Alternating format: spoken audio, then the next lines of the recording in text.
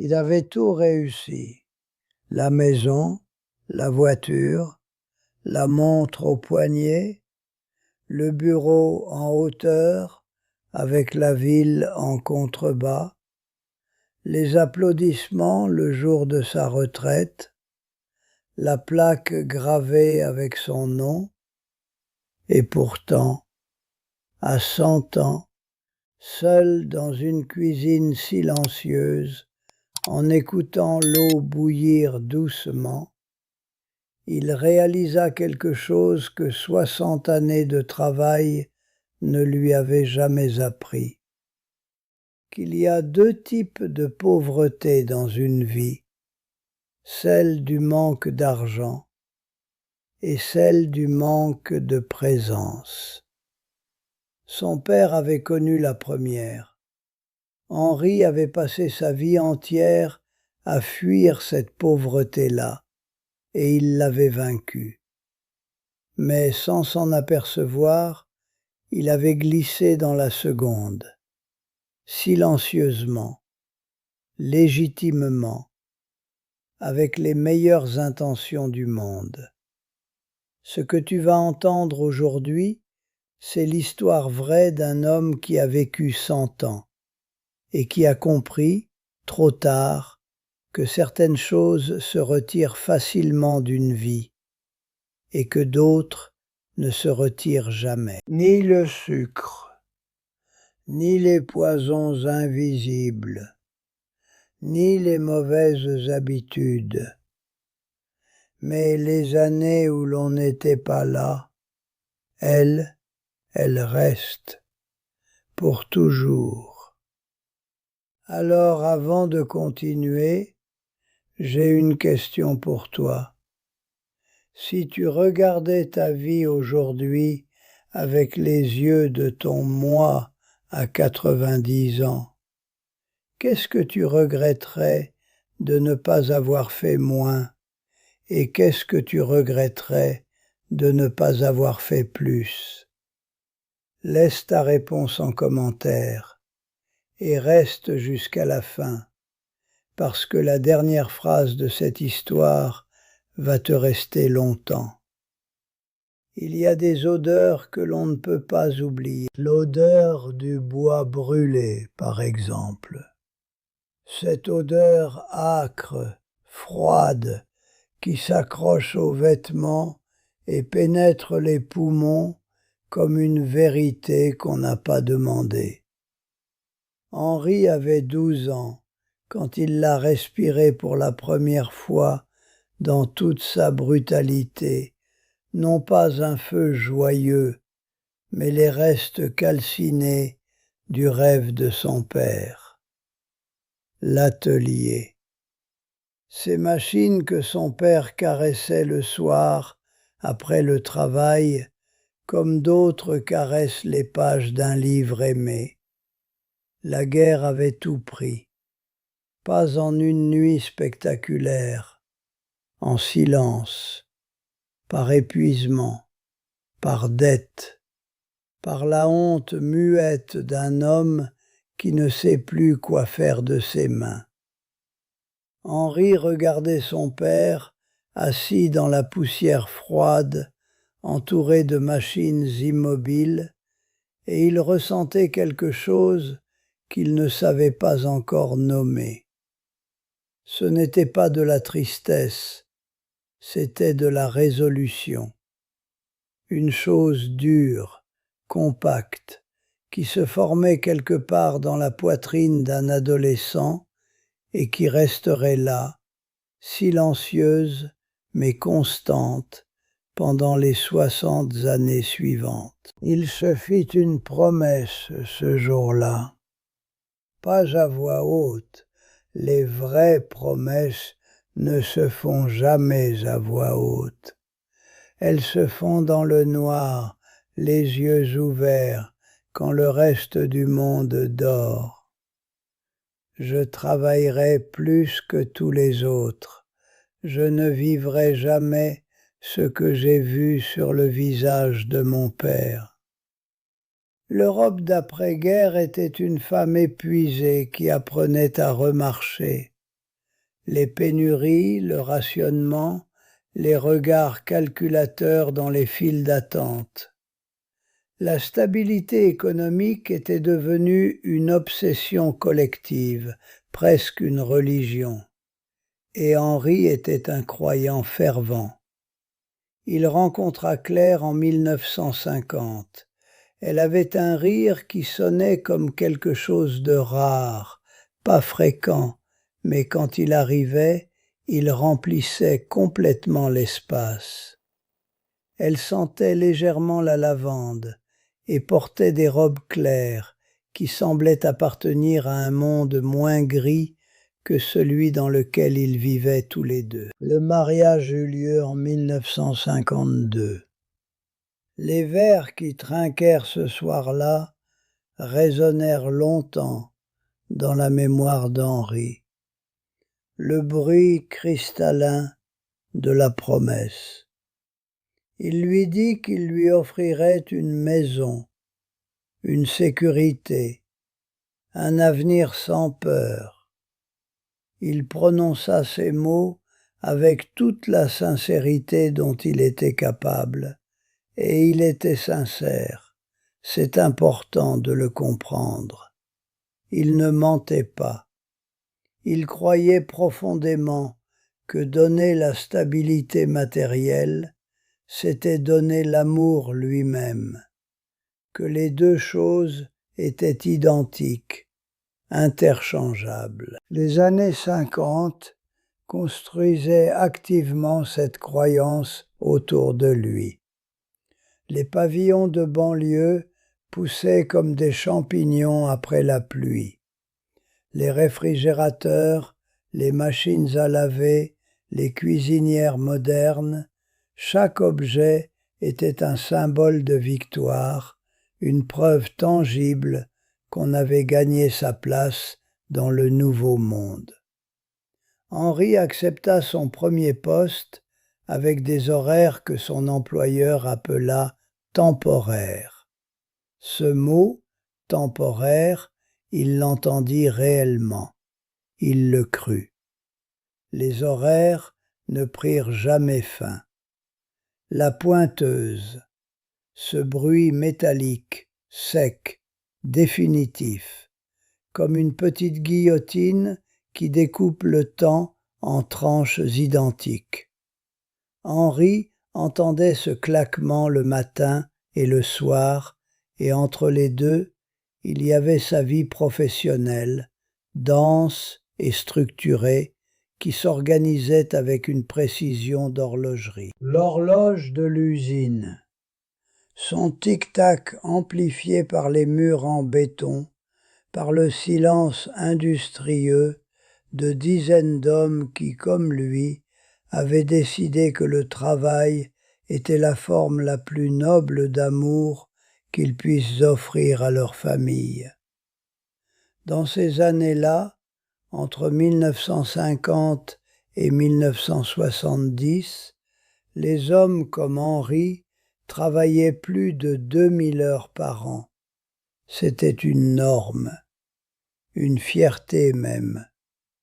On mesurait la valeur d'un homme à son endurance, à son absence du foyer, perçue non comme un manque, mais comme un sacrifice glorieux. Sa fille naquit en 1958. Henri était présent à l'hôpital ce jour-là. Il avait quitté le bureau plus tôt, ce qui lui avait semblé être un geste considérable. Il regarda ce petit être fripé et fragile et ressentit quelque chose d'immense, une tendresse qui le prit complètement par surprise. Puis, son téléphone sonna.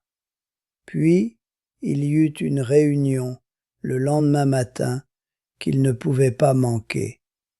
Il se promit d'être présent quand tout serait stable. La cuisine sentait le plastique neuf et la peinture fraîche.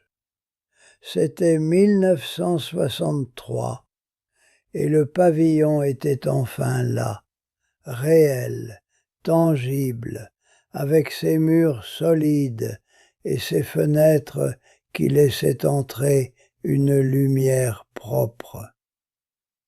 Le réfrigérateur brillait comme un trophée. Claire passait la main sur le plan de travail avec quelque chose qui ressemblait à de la satisfaction, mais qu'Henri, s'il avait regardé plus attentivement, aurait peut-être reconnu comme de la résignation déguisée. La maison était pleine de choses. Henri était absent. Les années 60 avaient transformé la cuisine en vitrine sociale. On invitait les voisins non pour partager un repas, mais pour montrer les nouvelles acquisitions. Henri participait à ce ballet de la réussite avec conviction.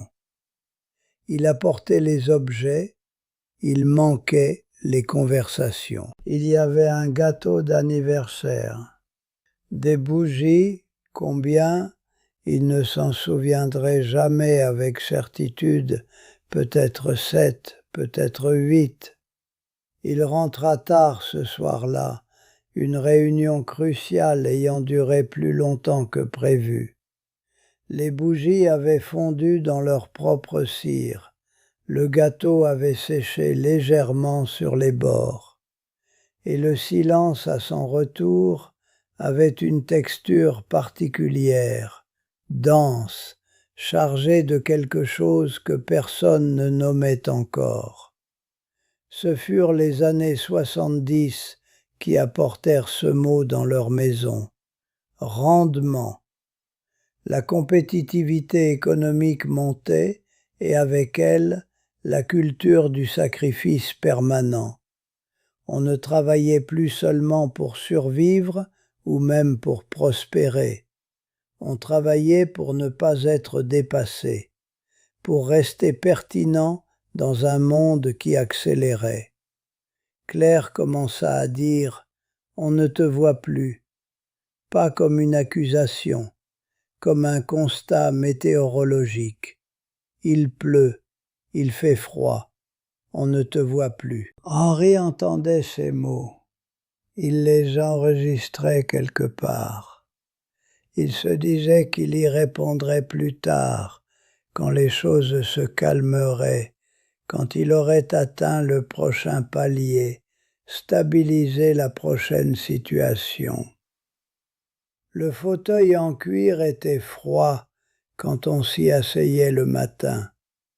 Cela prenait quelques minutes pour que la chaleur du corps le pénètre et l'adoucisse.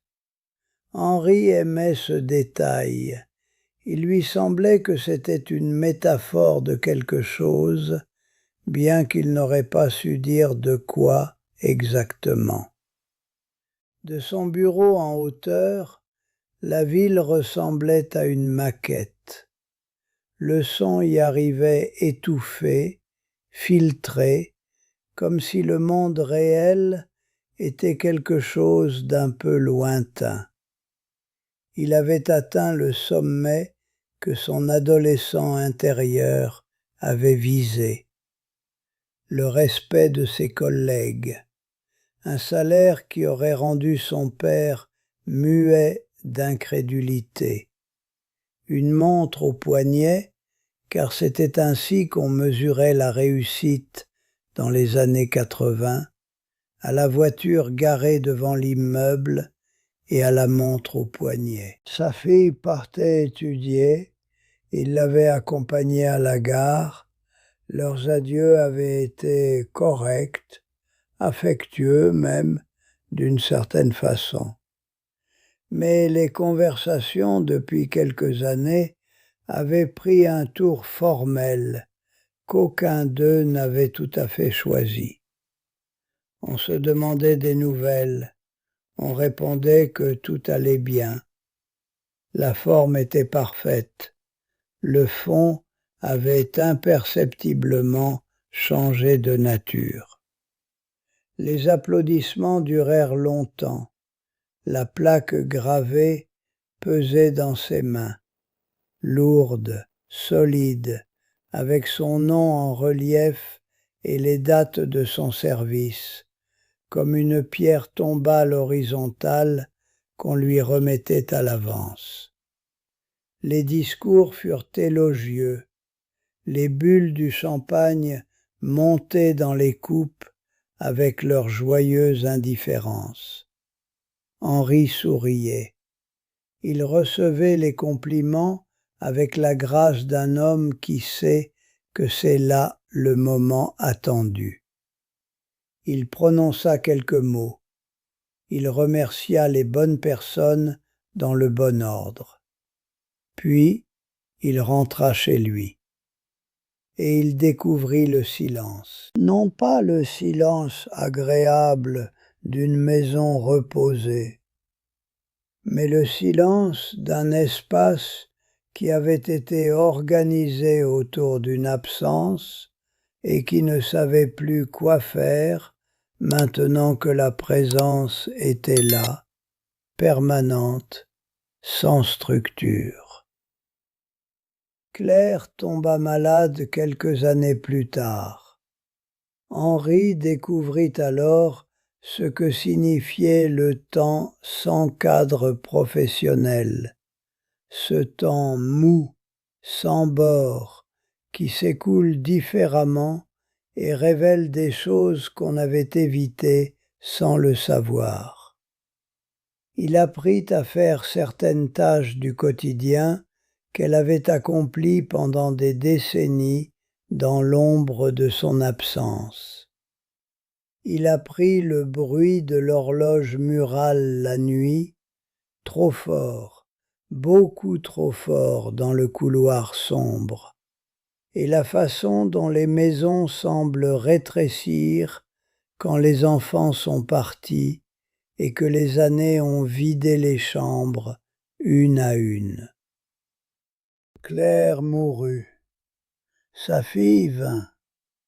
Elle parla avec respect, avec soin même, mais Henri perçut, au fond de la voix de cette femme adulte qu'il connaissait et ne connaissait pas, une distance qui n'était pas de la froideur, mais de l'histoire. L'histoire de toutes les fois où il n'avait pas été là.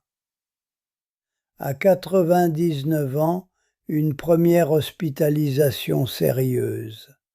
L'odeur antiseptique des couloirs, les draps d'hôpital qui ont cette façon particulière d'être rêches même quand ils sont propres. Les médecins parlèrent d'alimentation, de décennies de nourriture industrielle, de ces produits ultra transformés que les années 60 avaient installés dans les cuisines comme des solutions pratiques pour les familles dont le père rentrait trop tard pour qu'on prépare un vrai repas. Henri écouta. À 100 ans, il retira quelque chose de sa cuisine, un produit symbolique de cette rapidité, de cette industrialisation qui avait caractérisé son époque autant que la sienne propre. Son corps répondit bien à ce retrait, sa santé s'améliora légèrement. Il s'assit dans la cuisine silencieuse et écouta l'eau bouillir doucement. Il y a quelque chose dans ce son, patient, régulier, sans urgence, qui force à penser. Il pensa. Les études disent que le temps passé avec ses enfants est concentré pour l'essentiel avant leurs 12 ans.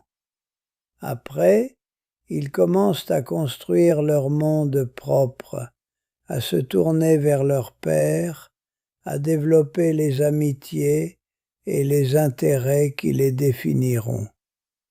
Le temps de l'enfance est étroit, il se referme vite, comme une parenthèse que l'on ne peut plus rouvrir. Henri comprit cette mathématique avec la clarté cruelle des évidences tardives. Il pouvait retirer l'aliment industriel, il pouvait à 100 ans rectifier sa façon de manger, d'écouter son corps, de prendre soin de lui. Le corps a une résilience remarquable, une capacité à se réorganiser, à guérir partiellement, même après des décennies de mauvais traitements. Mais les absences, elles, ne se retirent pas. Il appela sa fille. Sa voix à elle était posée, adulte, bienveillante. La distance au téléphone n'était pas géographique. Elle était faite de toutes les choses non dites, de tous les dimanches reportés, de tous les anniversaires manqués qui s'étaient déposés en couches fines, presque imperceptibles, pendant des décennies, et qui avaient fini par former quelque chose de solide. Ils parlèrent longtemps ce soir-là, mieux qu'ils ne l'avaient fait depuis des années. Ce n'était pas une réconciliation spectaculaire. La vie réelle n'offre pas de scène de réconciliation spectaculaire aux vieillards de 100 ans. C'était quelque chose de plus modeste et peut-être de plus vrai. Deux personnes qui se regardaient enfin honnêtement, sans la distorsion de ce qui aurait pu être.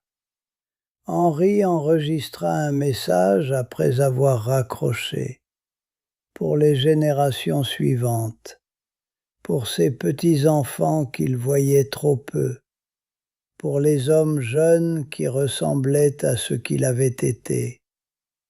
Face à l'appareil, sa respiration était lente. Le tic-tac de l'horloge dans la pièce voisine ponctuait le silence comme une ponctuation têtue. Il parla sans notes. Il n'avait pas besoin de notes. Il avait 100 ans de matière. Il parla de son père dans la poussière froide de l'atelier détruit, de la promesse qu'il s'était faite à 12 ans, de Claire et de son rire rare, des vers qui tintaient le soir du mariage, des horaires temporaires qui ne finissaient jamais, du gâteau d'anniversaire avec ses bougies fondues, du cuir froid du fauteuil, des applaudissements et du silence qui les avait suivis. Il parla de ce qu'on peut réparer et de ce qu'on ne peut pas. On peut changer son alimentation, on peut retirer le sucre, les poisons invisibles, les habitudes lentement destructrices que des décennies ont normalisées. Le corps est patient, il attend. Il guérit quand on lui en donne la possibilité. Mais on ne peut pas retirer les années où l'on n'était pas là. On ne peut pas rembobiner un matin d'anniversaire. On ne peut pas être présent à une conversation qu'on a manquée en 1971.